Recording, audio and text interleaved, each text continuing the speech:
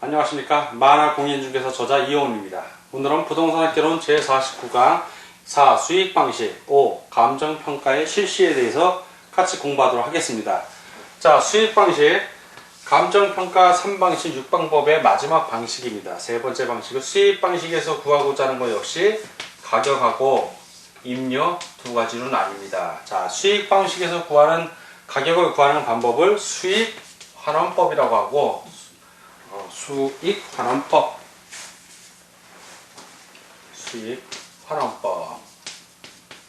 그리고 수익방식에서 임료를 구하는 방법을 수익분석법이라고 합니다. 분석법. 자, 이렇게 해서 구한 가격을 수익환원법에서 구한 건 수익가격이라고 하고,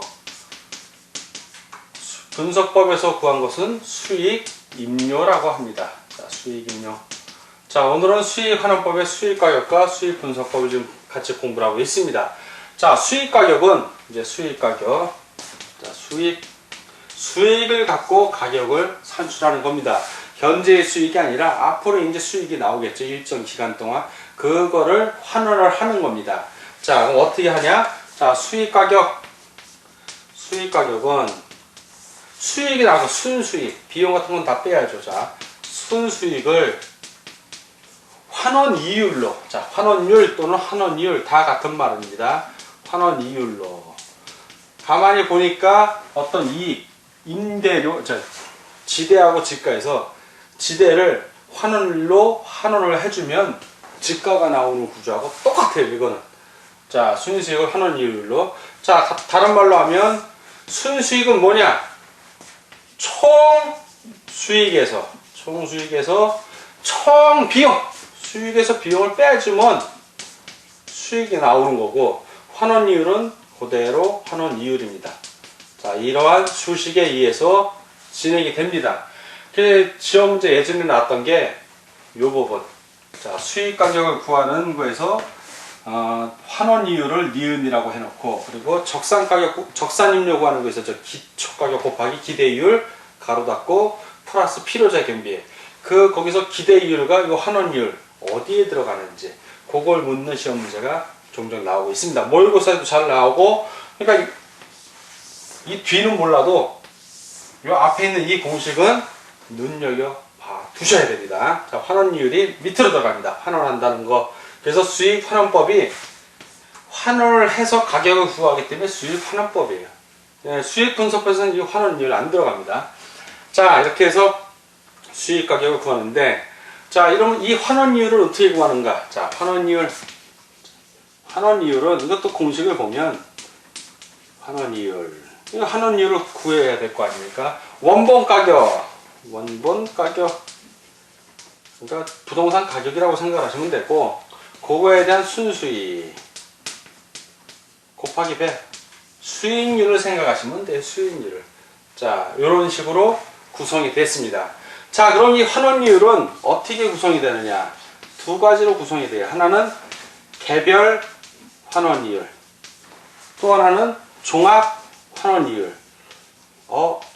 뭔가 해서 낌새를 차려야 돼요. 무슨 얘기냐면, 여러분들 예전에 배운 것 중에, 잠시 지우고요.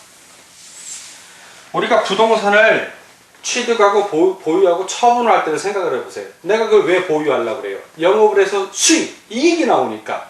자, 수익. 자, 부동산을 취득하고 보유, 운영하죠. 이때 영업을 해요. 영업 또는 운영 다 같은 말. 그리고 마지막에 다시 되팔아서 처분을 해. 처분했을 때. 자, 취득을 할 때 자본을 두 개로, 내가 다 하면 내 지분만 있는 거지만, 빚을 내서 왔을 때는 저당 자본이라고 그랬죠? 자, 취득할 때 투자되는 자본, 투자 자본 두 개. 하나는 저당 투자자 은행, 지분, 본인, 투자자 본인. 이렇게 보유해서 영업이 나왔을 때, 자, 요때 수익이 나올 거예요. 이 수익을 환원한 가격이야. 환원한 가격이라는 게. 자, 내가 이 취득을 하려면 투자 자본을 하는데, 이게 과연 이 수익률이 얼마나 되고, 이 부동산의 가격은 얼마인지, 가치는 얼마인지 판단을 할 때는 수익환원법에 의해서 판단을 하는 거예요. 투자하기 전에. 자, 그리고 처분을 하면 자본이 복귀되죠. 지분 복귀. 지분 복귀.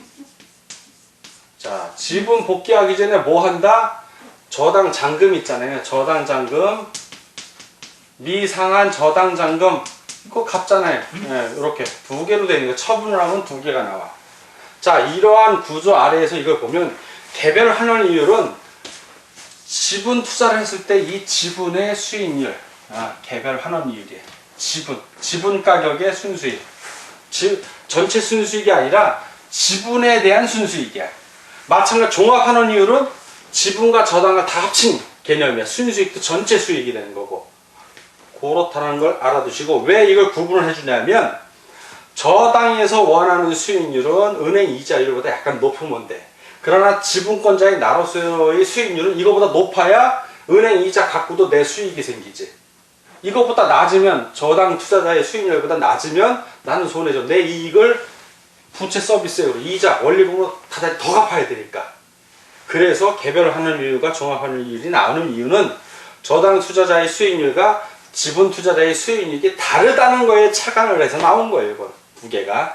자, 그렇다는 걸 알고, 자, 그럼 이제 환원이율. 자, 이 환원이율을 이렇게 두 개가 있고, 자, 환원이율에 대해서 좀 더 자세히 공부하면, 자, 환원이율은, 자, 환원이율. 일반적으로 환원이율 그러면 부동산 가격, 수익 가격을 아는 거니까 종합 환원이율을 의미하는 거예요. 일반적으로. 종합 환원이율을 의미한다는 걸 일단 아셔야 되고, 자, 이 종합 환원이율을 다른 말로 자본 환원율이라고 그래. 자본 환원율. 자본 환원율. 자본의 환원율은 내 자본, 지분 자본만이 아니라 저당 자본도 의미하는 거예요.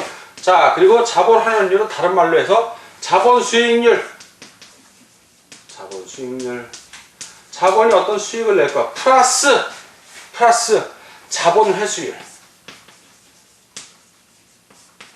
자, 자본 수익률은, 이 자본 수익률은 보유할 때 이 수익을 의미하는 거야. 자, 이 수익률, 이때의 수익률이고, 자본 회수율은 내가 처분했을 때, 자, 처분했을 때, 요걸 얘기하는 거야. 자본 회수율. 이 안에 저당 잔금과 지분 복귀액이 다 있는 거야. 이게 이해가 가면 이게 쉬운 거예요. 그러면 자본 수익률은 영업을 하면서 내가 이익을 내는 거니까 별 문제가 없어. 그냥 수익률을 계산하면 되는데, 이 자본 회수율, 이게 중요한 거지. 자본 회수율. 자, 자본 회수율이 0보다 큰지 적은지. 내가 처음에 매수한 가격이 있을 거예요. 취득할 때의 가격이 매수 가격이야. 내가 매수한 가격. 그리고 내가 판 가격, 매도한, 재매도지, 이제. 다시 판 가격이 있어. 내가 매도를 했어. 나중에 처분한데 매도한다는 얘기예요. 자, 매수한 가격과 매도 가격이 있는데, 내가 매수한 가격이 커. 자, 매수한 가격, 매도한 가격. 잘 생각해보세요.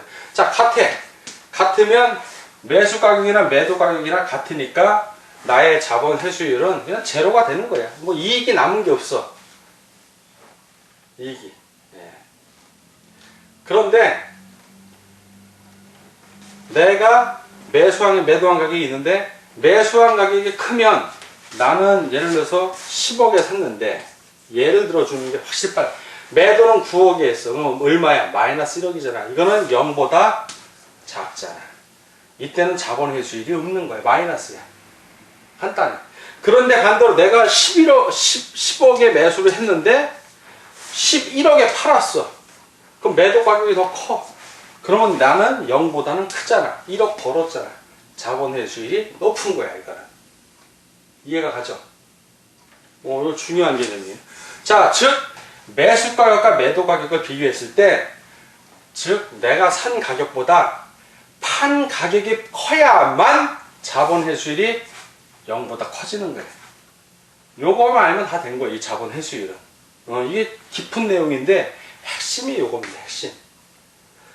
자, 별표 한번 해주고, 자 이제 이게 바로 환원이율의 내용, 구성된 내용이 이렇다는 거고, 이게 자본 수익률에는 개별 자본 수익률, 종합 자본 수익률 두 개가 저당 수익률과 지분 수익률로 또 구분이 됩니다.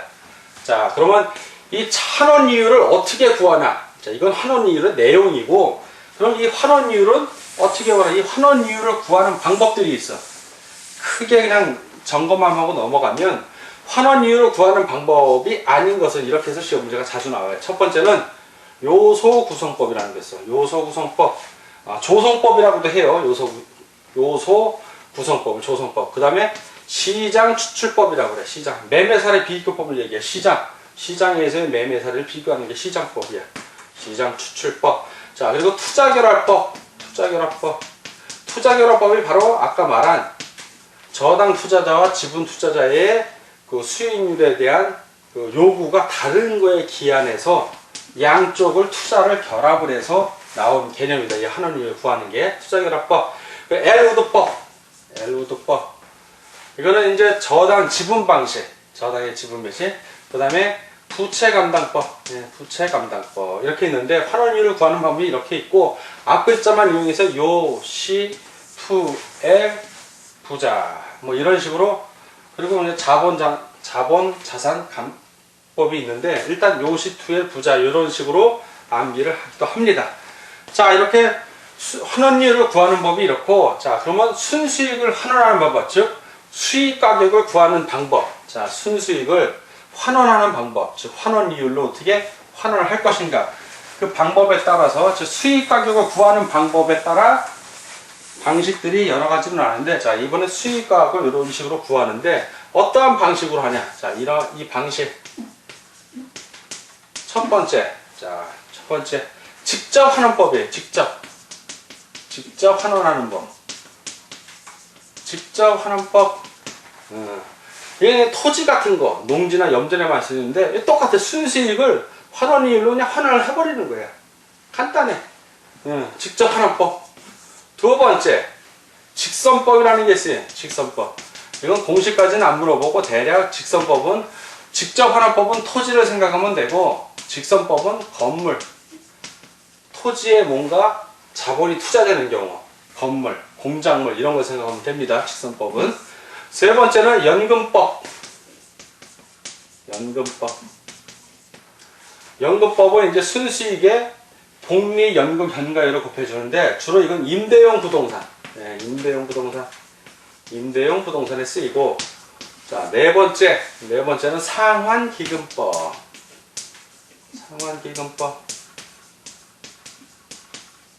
복송식 가격 구할 때 정유법, 점유법, 상환기금법. 여기도 상환기금법이 나옵니다.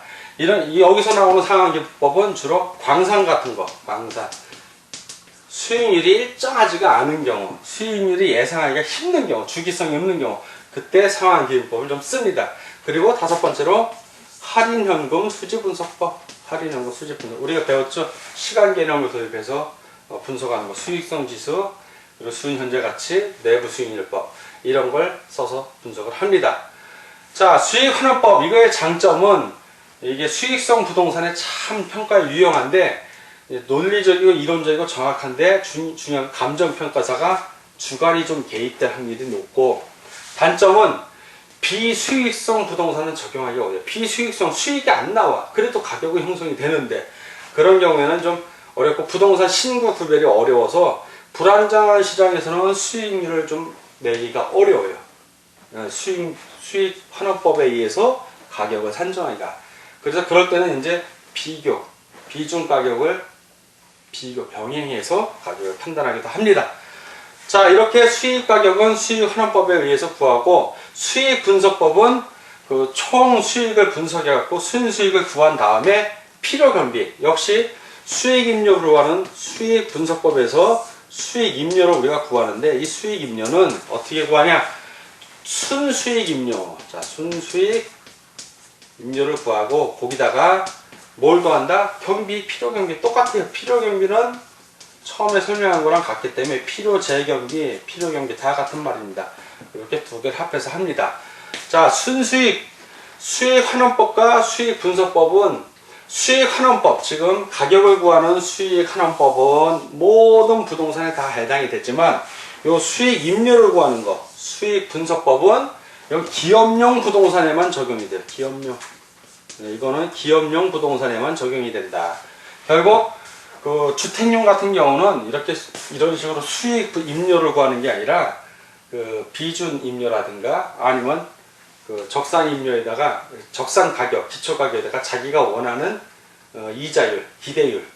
내가 예를 들어서 그 1억짜리 집을 월세로 준다면 나는 대략 한 9% 정도, 연리 9% 정도의 내가 이익을 취하면 된다면 그 가격에 맞게 내놓게 되죠. 자, 이렇게 해서 수익 방식을 정리를 하고, 자, 이번에 감정평가를 어떻게 실시하는지, 감정평가의 실시에 대해서 알아보도록 하겠습니다.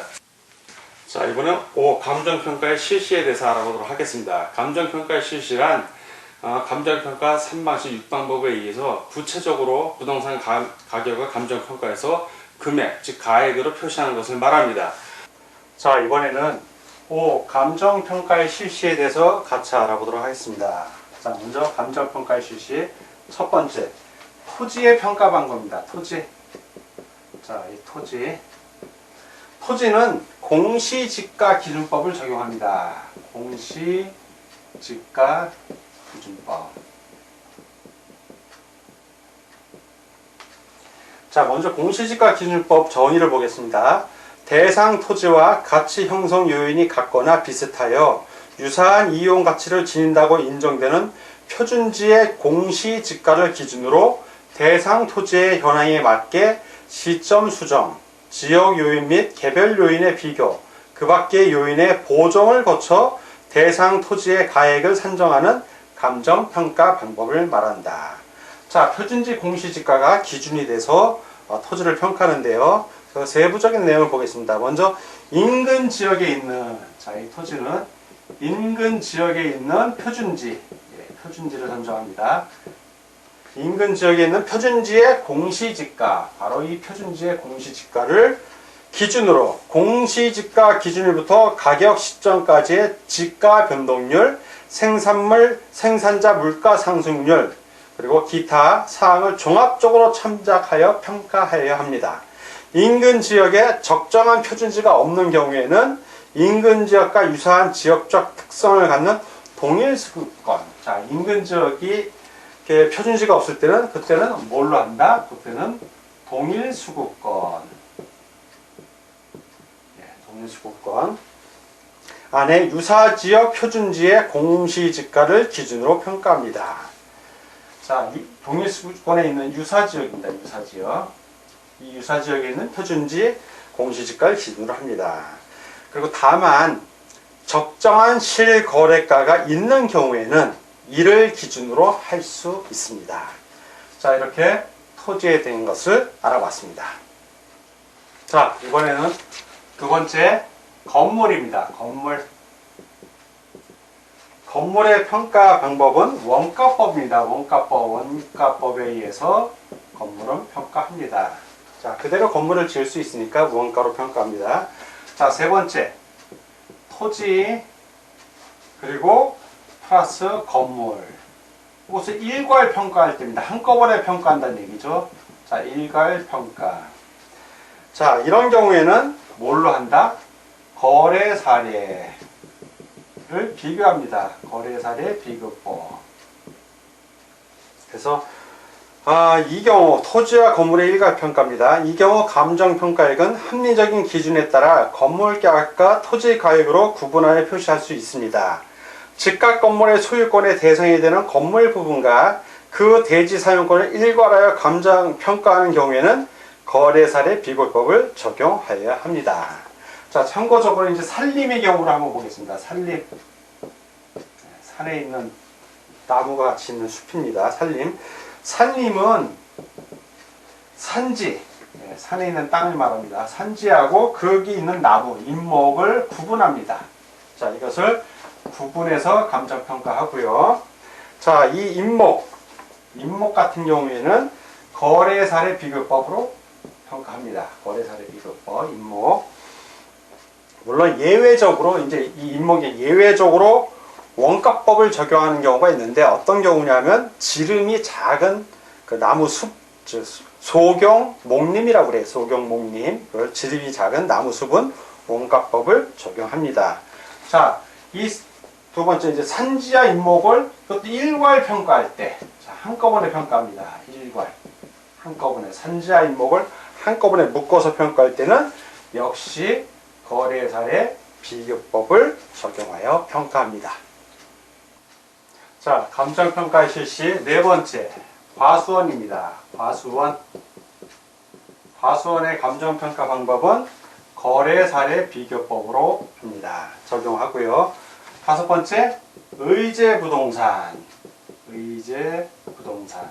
준부동산 같은 말입니다. 자, 의제부동산. 첫 번째, 자동차입니다. 자, 자동차. 자동차의 경우에는 거래 사례 비교법을 적용합니다. 예외적으로 이제 해체 처분 가격이 있어요. 해체 처분. 한 가격으로 하는 경우가 있는데, 이 해체 처분 가격 예외적이지만 어떤 경우냐면 효용 가치가 없을 때, 더 이상 쓸모가 없다는 얘기죠. 효용 가치가 없을 때는 해체 처분 가격을 합니다. 자, 두 번째, 의제부동산 두 번째, 선박, 그 다음에 건설기계, 그 다음에 항공기, 선박, 건설기, 항공기. 이런 경우에는 원가법을 적용합니다. 원가법. 자, 예외적으로, 역시 이것도 예외적으로 있는데, 이런 경우 해체 처분 가격입니다. 예외적으로. 자동차 마찬가지로. 즉, 효용가치 없을 때는 해체 처분 가격으로 합니다. 자, 여섯 번째, 모양이 없는 재산권, 무채재산권입니다. 무채재산권. 자, 무채재산권, 영업권, 그 대표적인 게 이제 영업권이 있고요. 그 다음에 특허권이 있고, 실용신안권, 이런 것들이 있는데, 이런 것들은 다 수익환원법으로 합니다. 수익환원법. 자, 일곱 번째, 어업권입니다. 어업권. 바다에서 어업할 수 있는 권리죠. 어업권의 평가는 수익환원법에 따라, 자, 수익환원법에 따라 감정평가된 가액에서, 이렇게 평가한 가액입니다. 가액, 금액을 얘기하죠. 가액에서 해당 어장의 현존 시설가액을 뺍니다.